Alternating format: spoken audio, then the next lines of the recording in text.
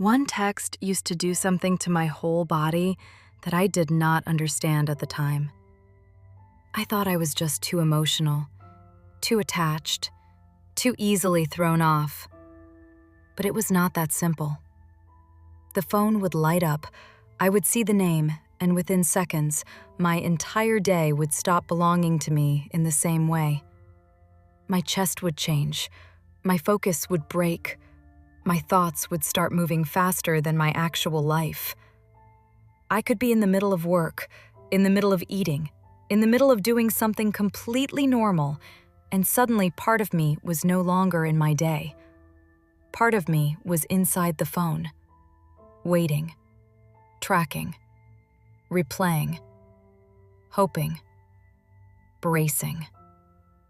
And the hardest part was that from the outside, it looked so small. It was just a text. Sometimes it was one line. Sometimes it was nothing special. Sometimes it was not even especially warm. But inside my body, it was not small at all. It felt like possibility. It felt like danger. It felt like maybe everything was changing and maybe nothing was changing, and I had to figure out which one as fast as possible. That is what anxious attachment can feel like when one text hooks your nervous system. So if this has ever happened to you, if one message has ever made your whole body leave the room and go live inside your phone, I want to walk through it from the inside out. Because when I was in it, I kept trying to solve it with logic. I told myself to calm down. I told myself not to care so much. I told myself to have more self-control. I told myself normal people do not get pulled apart by one message. But the problem was not that I needed a better lecture. The problem was that my body had started using the phone as a place to go for relief. And once that happens, one text can own far more of your day than it should. If this kind of clarity helps your nervous system settle, subscribe. PsychBond is a daily decoder for psychology, relationships, and avoidant and anxious attachment patterns, so you stop guessing. The first thing I wish I had understood earlier is that the phone loop is almost never really about the phone. The phone is just where the bond shows up. What your body is actually chasing is certainty, reconnection, and relief. The screen becomes the place where attachment, hope, fear, and meaning all get fused together. That is why this pattern feels so much bigger than a bad habit. It is not just a bad habit. It is a nervous system ritual. The body feels uncertainty, so it checks. It gets either a tiny reward or a tiny disappointment. Then it checks again to extend the reward or undo the disappointment. And after a while, you are not just checking a device. You are checking for emotional survival. That is what makes the loop so hard to break. I know that from the inside because there was a period in my own life where I could feel how humiliatingly small and how emotionally huge this pattern was at the same time. I knew it did not make sense that one message could change my entire internal weather.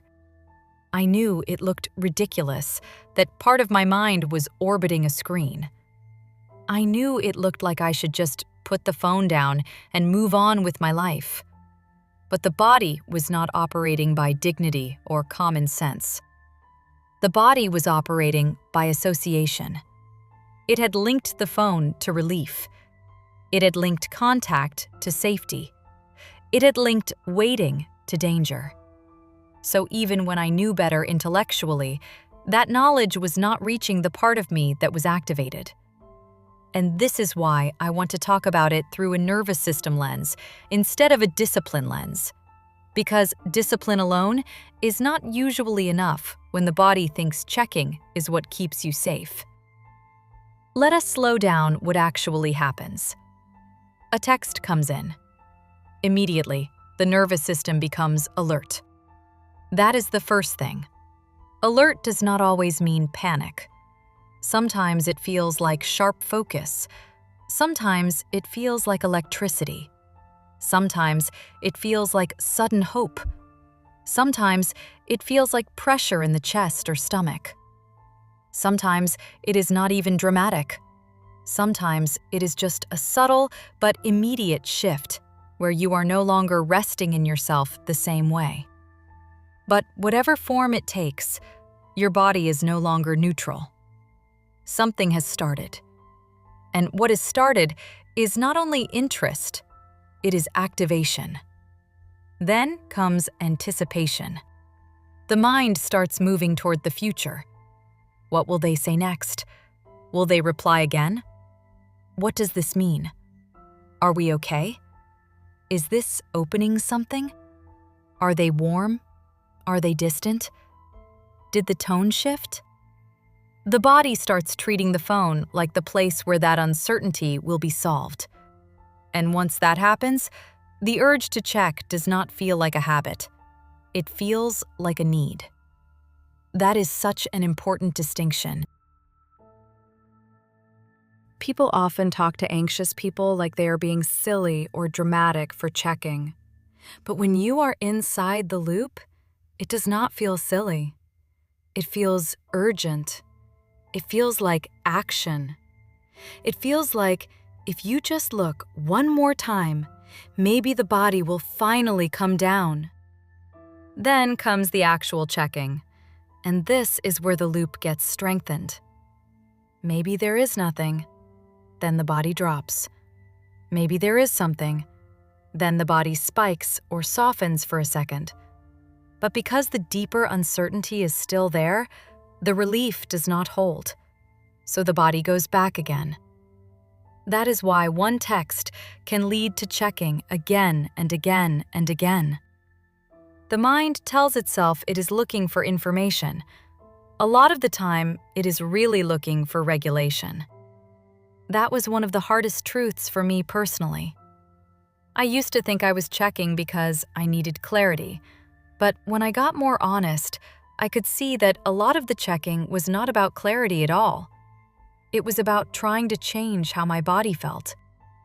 The check itself had become part of the soothing attempt, and that is the trap. Because if the check becomes soothing, even briefly, the body learns to go back to it every time uncertainty rises. The phone stops being a communication tool and starts becoming an emotional pacifier. Now, this gets especially intense when the person on the other side is inconsistent. This is why anxious attachment gets so hooked in avoidant or mixed signal dynamics.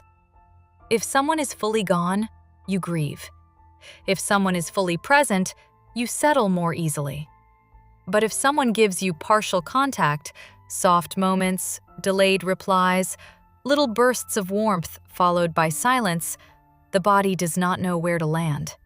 It does not know whether to relax or brace, so it does both. That is why one text can feel like oxygen and threat at the same time. A part of you is relieved because they are here. Another part of you is more activated because now they can disappear again. So the contact does not settle the system. It wakes it up. I learned that the hard way too. What I used to call hope was often just activation wearing a prettier face. I thought the fact that I felt more alive after a message meant something deep was happening. Sometimes what was really happening was that my nervous system had just been thrown back into anticipation. That is not the same thing as safety. It is not the same thing as intimacy. It is not even always the same thing as love. Sometimes it is just your body getting hooked by uncertainty again. And if you do not understand that, you can mistake being activated for being connected. That confusion keeps people stuck for a long time. It makes you defend the very pattern that is dysregulating you, because your body is reading intensity as meaning. Another thing I wish I had understood sooner is how much the phone loop steals from you. It is not only the obvious checking. It is what the checking does to the rest of your day. Your attention gets split. You stop concentrating deeply. You stay half available, half distracted. You read a text again that you already read 3 times. You notice the phone in your peripheral vision. You start building your day around the possibility of another message. You are there physically, but not fully there mentally. I know that state so well. It is like your real life is still moving, but part of you has stepped into a waiting room. That is what anxious attachment can do. It can put your nervous system into a private waiting room that nobody else sees.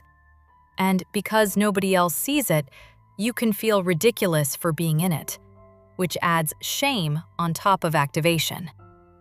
That shame makes things worse, not better.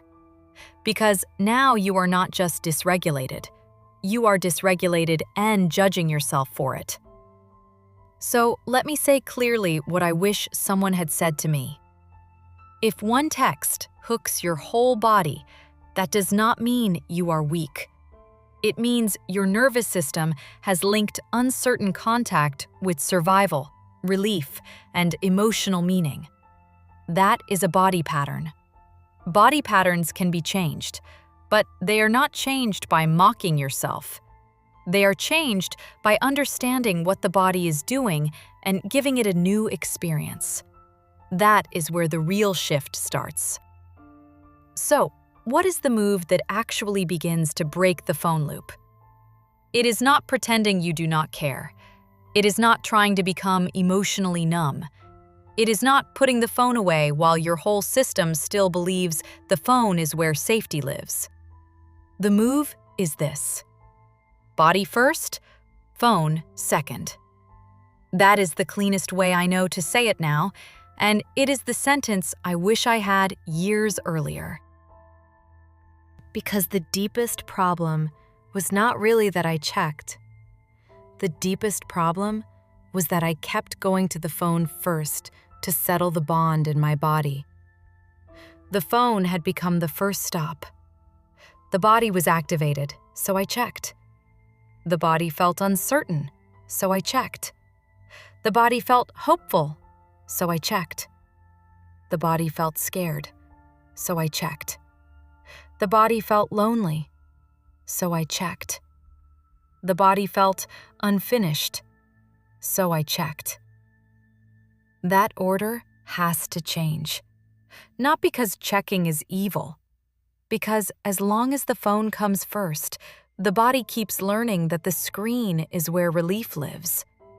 If the body comes first, the nervous system slowly learns that uncertainty can move through you without immediately sending you back to the device.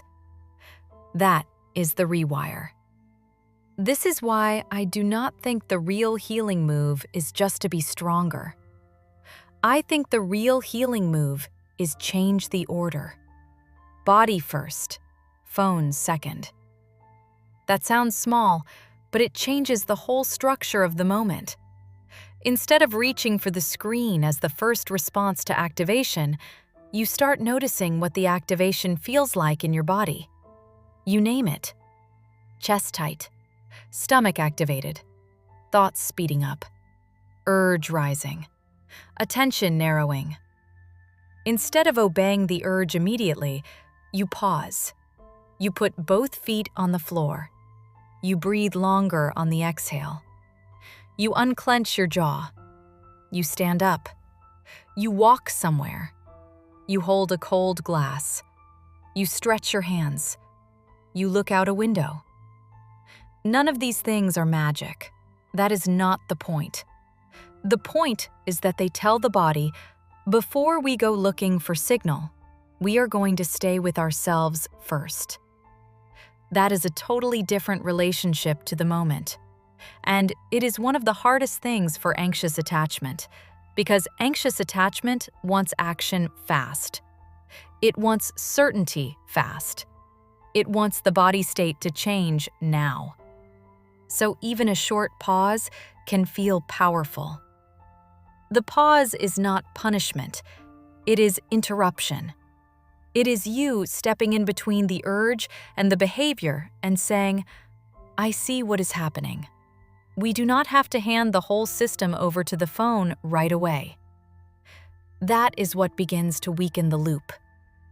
I also want to say something about one text in particular, because one text can be weirdly more destabilizing than a full conversation. A full conversation can sometimes at least give the body somewhere to go. But one text creates partial contact. And partial contact is rocket fuel for the anxious nervous system. It is enough to wake up hope, but not enough to create safety. It is enough to reopen the bond, but not enough to settle the bond. So the body stays hanging.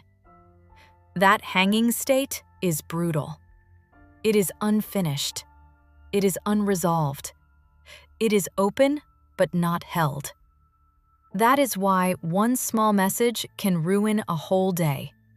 Not because the message itself was so big, but because it created a field of unfinished possibility around you. An anxious attachment hates unfinished possibility. It wants completion. It wants direction.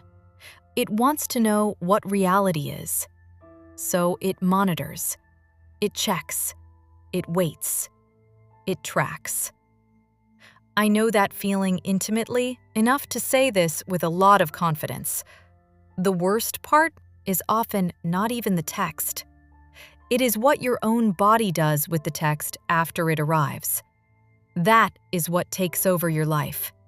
That is what keeps you from resting. That is what turns a tiny event into a full nervous system occupation. Another piece that matters here is history. Sometimes what you are reacting to is not only the current person, it is the older history in your body with inconsistency, distance, unpredictability, and emotional whiplash. If your system learned early that closeness could disappear, that attention could go cold, that you had to monitor to feel safe, then the current text is waking up an old pathway. That is why the reaction can feel so immediate and so young. The present moment hits an older alarm. And this is why I do not want PsychBond to ever talk about attachment only like it is a set of thoughts. It is not. It is lived in the body. It is lived in the split second before you even decide. It is lived in the way your hand moves toward the phone before your mind catches up. That is what makes it so important to heal at the nervous system level too. Let us make this very practical. Imagine the person texts. Old pattern. Read the message, reread it, keep the phone close, start waiting, keep checking, let your mood rise and fall with every silence. Build your day around whether they answer again. New pattern. Read the message once. If you need to answer, answer slowly, not from adrenaline. Then do something physical before you look again. Walk to another room. Make tea. Open a window. Wash a dish. Stand outside for a minute. Re-enter your actual life before re-entering the screen. Then ask yourself one question that changed a lot for me. Am I looking for information, or am I looking for relief? That question is powerful because it reveals the real driver. If you are looking for information, you often only need to check once. If you are looking for relief, you can check 20 times, and it still will not be enough. That is the whole problem. The phone loop promises regulation and usually produces more activation. It tells you that one more glance will calm you, but it usually only refreshes the uncertainty. Another thing that helped me understand this pattern better was seeing how much of it was really about attention. The phone loop does not only take your calm, it takes your attention. And attention is life. Where your attention goes, your body follows. Where your body follows, your emotional world forms. So, if your attention is living inside a tiny, uncertain bond all day, your nervous system never fully gets the message that your life is bigger than waiting. That is one of the hidden tragedies of anxious attachment. The relationship, or the almost relationship, or the inconsistent situation starts becoming the inner center of gravity. Everything else happens under it. Work happens under it. Meals happen under it. Conversations happen under it. Even rest happens under it. That is why breaking the phone loop is not just about checking less. It is about taking your attention back. It is about refusing to let uncertainty become the atmosphere of your entire day. That is also why I think one of the most useful questions after a text is not, "Did they text?" or even, "What did they mean?"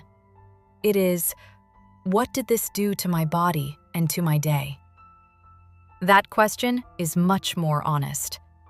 Because anxious attachment often overvalues the fact of contact and undervalues the internal cost of contact. You think, "At least they reached out." But if that reach out hijacked your attention, shattered your focus, pulled your body into monitoring, and made you abandon yourself all day, then that cost matters. And I think that is something many anxious people are not taught to consider enough. We are often taught to focus on whether the bond still exists.